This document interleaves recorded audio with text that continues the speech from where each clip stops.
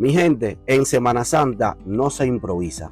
Antes de arrancar, planifica. Revisa tu vehículo, organiza tu ruta y avísale a alguien hacia dónde vas. No salgas sin saber a dónde llegas, ni con quién vas. Si vas para un sitio que no conoces, investiga primero si es seguro. Y si llevas niños y personas adultas, piensa en sus necesidades también. Llévate tu botiquín, tu cargador y tus documentos al día. Y si te toca manejar, descansa antes de salir. No esperes a que algo pase para reaccionar.